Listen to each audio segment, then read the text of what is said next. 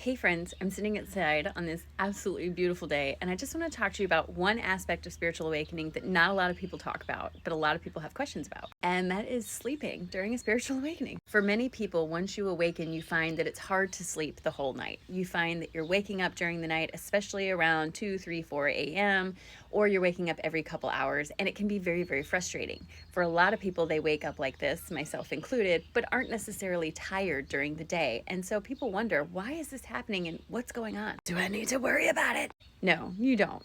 The first thing I want you to remember is that you are made of energy. You have a physical body, but everything on the inside runs on energy, basically electrical currents running through your body all the time.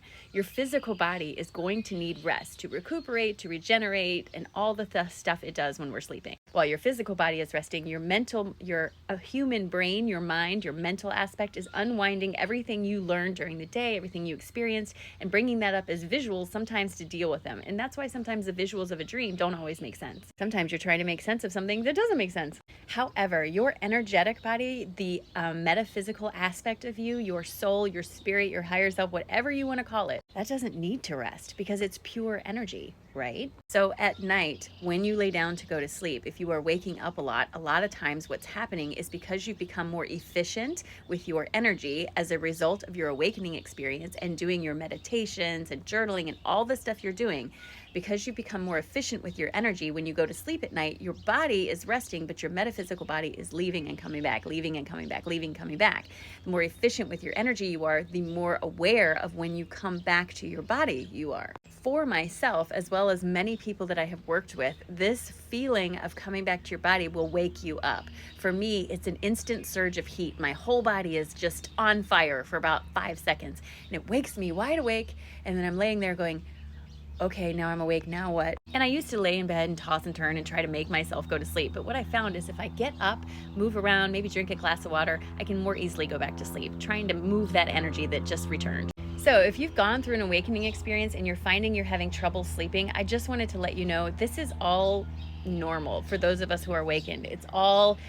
It happens a lot, and it's just because your metaphysical body does not need the rest that your physical body does. And the more in tune with your energy you are, the more you recognize when you drop back into your body after traveling. And when we're astrally traveling, when we're sleeping, I've been told through my meditations, speaking with my guides, as well as other psychics, that what we're doing is we're learning or working some job that we have. We're learning a skill for something upcoming, or we have a job that we do. Like some people I know, I've worked with clients who work with animals to cross the Rainbow Bridge. I've worked with clients who work to assist people who are crossing over, all kinds of stuff in this metaphysical space. You have a job. You know that, right? You're so much more than this human existence. And there's a lot of that happening in the metaphysical when you're sleeping. The other thing is with dreams, you want to be careful not to get too caught up in the visuals that are presented to you. Sometimes your human brain is trying to make sense of something that it can't understand because you experienced in the metaphysical realm. And so it will come up with images to try to make sense out of it, but it doesn't always match. I have always been told that when you're dealing with your dreams, you want to pay attention to how you feel, not what you're seeing. And the perfect example of that is a dream I had one time where I was in a car with some friends and we were traveling, and everything outside of the car was falling apart. The world was on fire, everything was falling apart. But in the car, I was calm. So what that was telling me is that even though things are falling apart or perceived to be falling apart around me, I'm okay and I'm gonna be okay. Now, if I had been in that car and had been scared, that would have been a different indication or a different meaning. So don't get too tangled up in this. And just remember that if you can't understand what's going on, maybe there's a reason. Maybe you're not ready yet.